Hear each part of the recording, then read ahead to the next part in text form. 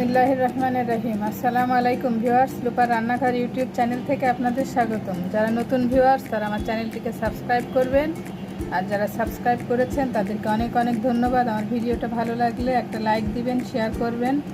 তো বন্ধুরা, আমি আজকে কচু, লটকা শুটকি আর পুঁই শাক দিয়ে একটা নতুন রেসিপি করব। তাহলে চলুন রেসিপিটা।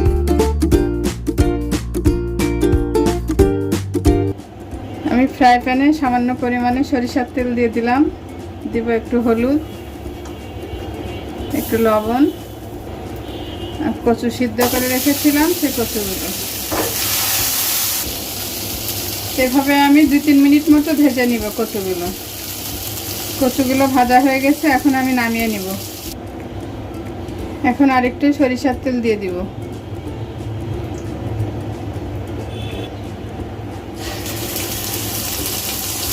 দুই টেবিল চামচ পেঁয়াজ বাটা, 1 টেবিল চামচ রসুন বাটা, 1 টেবিল চামচ আদা বাটা।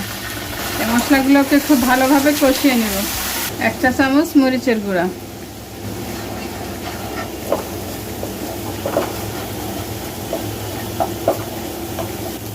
দিয়ে দিব পরিমাণ মতো লবণ আর পরিমাণ মতো হলুদ।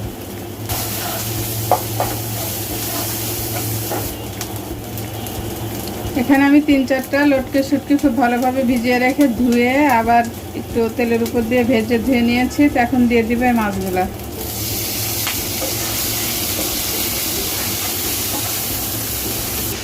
খুব সামান্য পরিমাণে পানি দিয়ে মাছটা খুব ভালোভাবে কষিয়ে নেব। মাছটা বেশি নাড়া যাবে না, নাড়লে ভেঙে একদম গুঁড়ো হয়ে যাবে।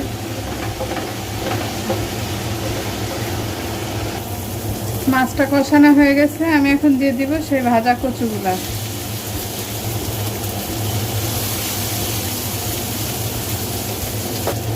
সামান্য একটু পানি দিয়ে ভালোভাবে একটু কষিয়ে নেব।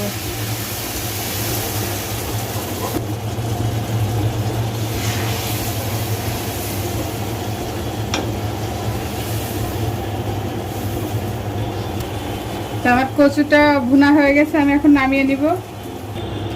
তো আমি ওই কড়াইটার মধ্যে দিয়ে দিব পুঁই শাক। একদম আগার নরম ছোট ছোট পাতা ডাটাগুলো ভালো করে কুচিয়ে নিয়েছি।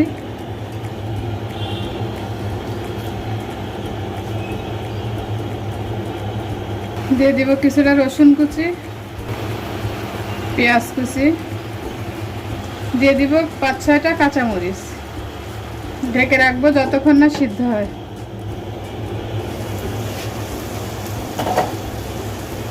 এ পর্যায়ে দিয়ে দিব সামান্য পরিমাণে লবণ, যেহেতু কচুতে লবণ দেওয়া আছে। এখন একটু ভালো করে নেড়ে চেড়ে নিব।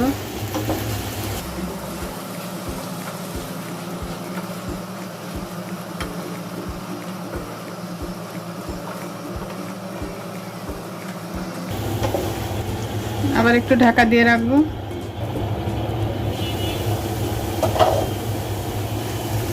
পুঁই শাকটা সিদ্ধ হয়ে গেছে। এ পর্যায়ে দিয়ে দিব কিছুটা সরিষার তেল। আমি আজকে রান্নাটা পুরো সরিষার তেলেই করব।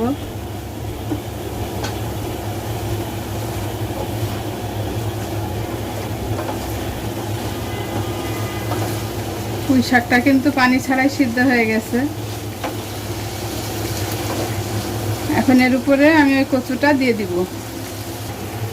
আমি কচুটা দিয়ে দিয়েছি। এখন দিয়ে দিব একটু পানি।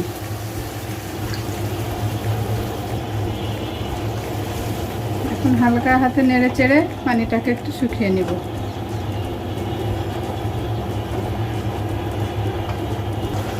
আমার তরকারিটা হয়ে গেছে, আমি নামিয়ে ফেলব। বন্ধুরা, আমার তরকারিটা হয়ে গেছে, আমি সার্ভ করে দিয়েছি। তরকারিটা খুব মজা হয়েছে। এরকম করে রান্না করে খেয়ে দেখবেন, খুবই মজা লাগবে। তো এরকম মজার মজার রেসিপি পেতে আমার চ্যানেলটিকে সাবস্ক্রাইব করবেন, আমার পাশে থাকবেন। সবাই ভালো থাকবেন। আল্লাহ হাফেজ।